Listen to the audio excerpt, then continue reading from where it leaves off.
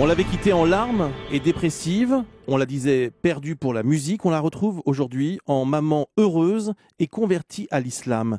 Elle a laissé le rap de côté pour écrire un livre, autobiographie, aux éditions Don Quichotte. Voici ce matin sur Europe 1 la chanteuse Diams. Elle se confie sans détour et elle a toujours la vibe. Europe 1 matin. Diams est l'invité d'Europe 1 matin. Bonjour. Bonjour.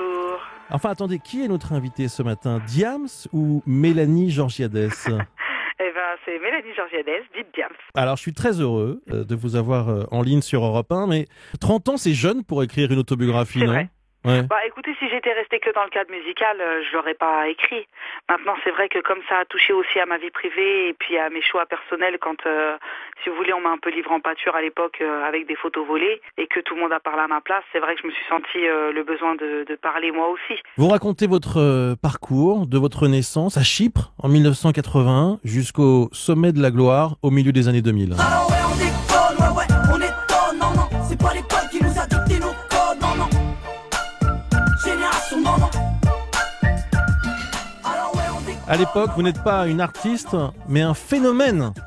Et pourtant, tout va basculer. Vous sombrez dans la dépression, vous faites un séjour en hôpital psychiatrique, vous tentez de vous suicider. On a le sentiment que vous vous êtes senti broyé par le succès et par le système. C'est ça?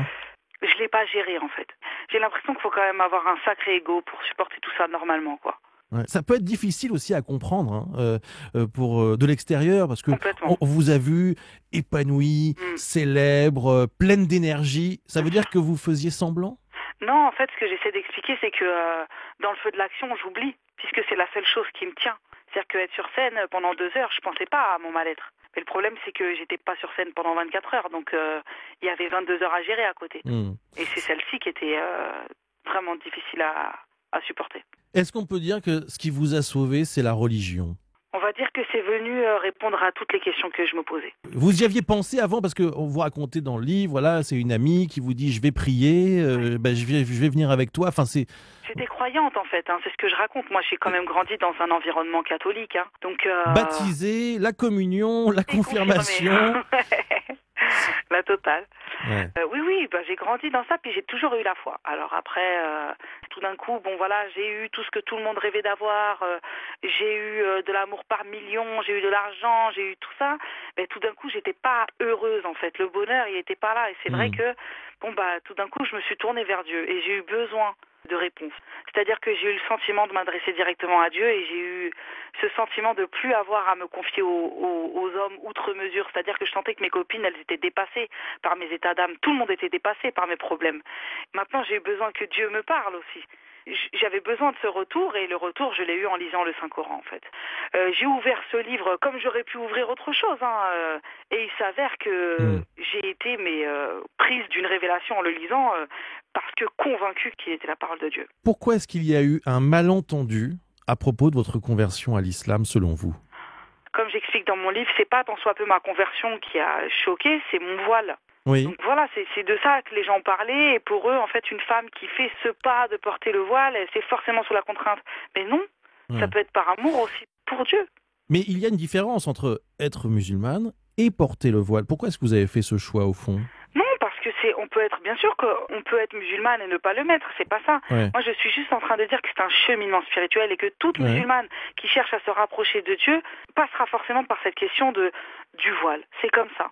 La peur de l'islam, c'est la une de l'Express cette semaine. Est-ce que ça vous choque qu'on associe souvent votre religion, cette religion, aux extrémistes? Oui, parce que moi, ce que j'ai découvert de l'islam, c'est une voie de sagesse et de non-violence, de partage, d'amour. Dans toute, toute religion, il y a des groupuscules, parfois il y a des extrêmes, mais pourquoi on parle que de ça? Ça n'est pas l'islam, le terrorisme n'est pas l'islam, la mort d'innocents n'est pas l'islam. Je parlais de symboles. Alors, vous êtes aussi pour beaucoup une artiste très engagée parce que la chanson, souvenez-vous, sur Marine Le Pen, ça a fait beaucoup de bruit à l'époque. Marine, tu sais ce soir ça va mal. J'ai trop de choses sur le cœur donc il faudrait que l'on parle, Marine. Si je m'adresse à toi ce soir, c'est que tu es pour quelque chose. T'as tout fait pour que ça foire. Marine Le Pen qui a réclamé il y a quelques jours l'interdiction du port du voile et de la kippa dans les espaces publics. Vous êtes senti visé? Oui, c'est surtout la liberté qui est visée, je pense. C'est la liberté d'être soi-même, la liberté de vivre sa religion sereinement. Voilà, on peut pas dicter un mode de pensée et puis imposer aux gens d'être comme ça. Non, on a le droit d'être religieux. Bon, pourquoi est-ce qu'on n'a pas pu se rencontrer ? C'est dommage quand même. Oh, il y a plein de raisons pour lesquelles on a pu se rencontrer. C'est contre moi ou pas ? Ah non, c'est pas contre vous. Non, Moi, c'est des raisons moi, je l'ai pris personnelles comme ça. Ah non, le prenez pas comme tel. C'est Non, vrai franchement, c'est aussi lié vachement au recul que j'ai pris, cette envie de me protéger beaucoup. Ouais. Et puis, il y a ma petite fille, et je vous cache pas que j'ai pas envie de la laisser. Et que ce serait difficile pour moi d'être maman à part entière en étant dans des studios et tout ça. Diams, Mélanie Georgiades, autobiographie aux éditions Don Quichotte. Très bonne journée à vous, merci beaucoup. Merci bien, au revoir. Europe 1, 8h-10. L'une des très rares interviews accordées par Diams à l'occasion de la sortie de ce livre, c'était donc il y a quelques instants sur Europe 1.